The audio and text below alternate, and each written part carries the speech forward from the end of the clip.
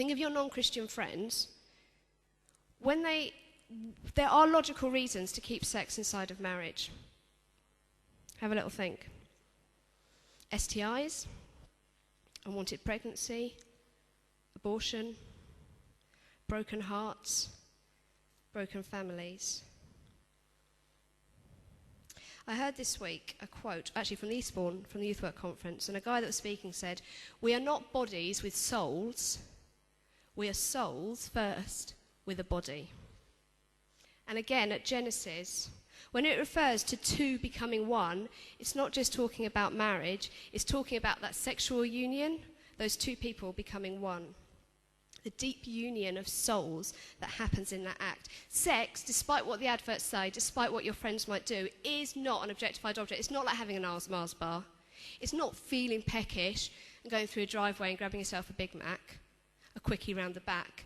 Sex cannot be objectified like that. It is a deep part of your soul, of your identity, of who you are. Imagine if everything was stripped away, everything about you, okay? Your wardrobe was burnt in a fire. Along with that was your iPod with all your favourite music. Your games console was taken, and all the saving up of all the levels you've done was wiped out. Money, you had no money, you had one thing left. What's the one thing that you've always got left? Your body and your soul. That's the one thing that's unique. It's the one thing that is the most precious to you. Okay? And to give it away to somebody else like that can only damage you. The most precious thing, your body and your soul, to give away like that is damaging. Someone once said that every time you have sex, you give a little piece of you away. So the more times you have sex with different people, each time you're giving more and more of you away, until the more sex you have, the less of you there is. And you started at this end as you, and after all those instances and moments, you're down there and there's nothing left of you. You don't know who you are and what you're about. So, why do I think God says what he says?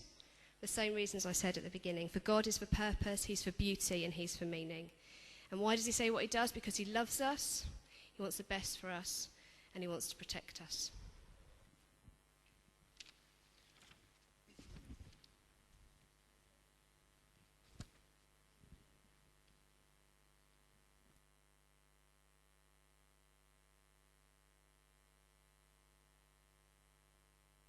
Technology is my favourite. Oh, I'm on. Got a tiny video clip for you, if that's going to be able to work. Will it?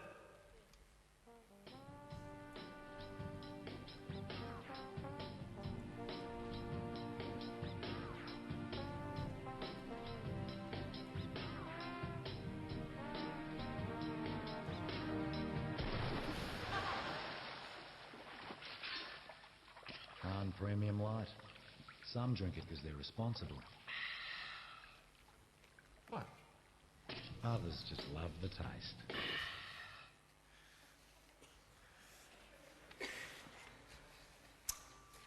That hasn't actually got anything to do with what I'm talking about. No, I'm joking. It has really. Right, so we've talked about what God's plan, standard, will is about sex in the context of marriage with one person for life. Because he loves us, because he loves us. Purpose, meaning, all that kind of stuff. Because he cares for us, protects us. I remember it all. Yeah, and I was thinking about, how do we live that out? How do we live that really quite high standard out of God's plan for sex? And then I realised we actually can't.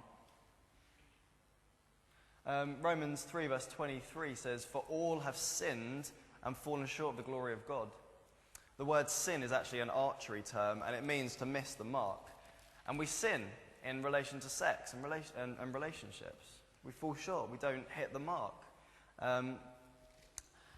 But I still think amongst our sin and amongst our struggling and amongst our failure and our messing up and doing things wrong, God still wants us to strive after him with everything that we are.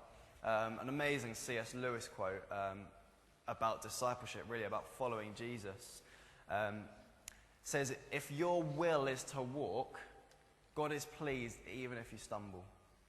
And I love that. If your will is to walk, God's pleased even if you stumble.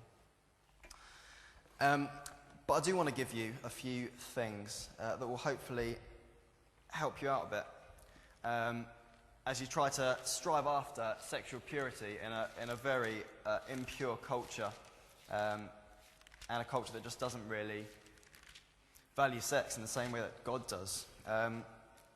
So I want to talk about, and these are just real small things. There's a whole bunch of other things that can equip you to try and live out God's will and purpose in this area. Are we getting a bunch of questions in? Cool. So I'll try and speed through so I can get it. What time do we finish? Does anyone know? I should know, really. Yeah, I know. 9:30. 9:30. Right. Cool. Okay. Yeah. So I want to give you a physical way of keeping pure in relation to sex and relationships, an emotional way, a mental way, and I've got it personal. I think it's just because I like the word. Okay, this is brilliant. This is a brilliant story. Genesis 39, if you've got your Bibles, or if you can lean over a shoulder of someone and peek.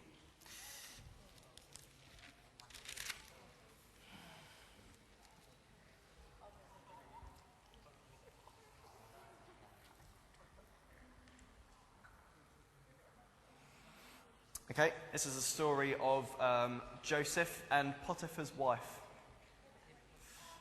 And there's a very, very practical application from reading this story, which is wonderful.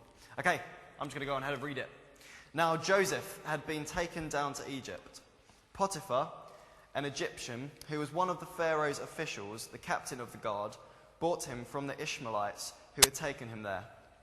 The Lord was with Joseph, and he prospered, and he lived in the house of his Egyptian master.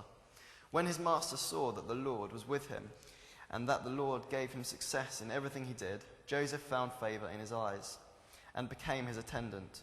Potiphar put him in charge of his household, and he entrusted to his care everything he owned. From the time he put him in charge of his household, and of all that he owned, the Lord blessed the household of the Egyptian because of Joseph. The blessing of the Lord was on everything Potiphar had, both in the house and in the field. So he left in Joseph's care everything he had. With Joseph in charge, he did not concern himself with anything except the food he ate. So Joseph's left in the house of this dude, Potiphar, and the story starts to spice up a bit now. Now Potiphar's gone away and Joseph's on his own in this house, well, with the other people that live there. Now Joseph was well built and handsome. Just if you can't imagine that, just have a look at me. And after a while, his master's wife, so Potiphar's wife, took notice of Joseph and said, "Come to bed with me." No playing around there. But he refused. "With me in charge," he told her, "my master does not concern himself with anything in the house. Everything he owns, he has entrusted to my care. No one is greater in this house than I am. My master has withheld nothing from me except you, because you are his wife. How then could I do such a wicked thing and sin against God?" And though she spoke to Joseph day after day, he refused to go to bed with her or even to be with her. Some good willpower. One day, he went into the house to attend to his duties, and none of the household servants was inside. She, Potiphar's wife, caught him by his cloak and said, "Come to bed with me." But this is amazing advice, especially for guys. But he left his cloak in her hand and ran out of the house. Genius. Amazing. So if you fall into sexual temptation, just run as fast as you can in the opposite direction. There's a guy called Mark Driscoll, who is my favourite preacher of the moment. And he tells a story. He flies around America quite a lot preaching. And he was... Yeah, he does. He just flies. He's a special guy. And in between these two really long flights, he thought, right, my body is knackered from sitting on a horrible air thing. They're called planes. And he thought, right, I'm going to get a massage, get nice and rubbed up and relaxed. And so the next flight I'll be nice and relaxed and just sleep and chill out. And he says he walks into this massage place and there is the fittest girl he's ever seen.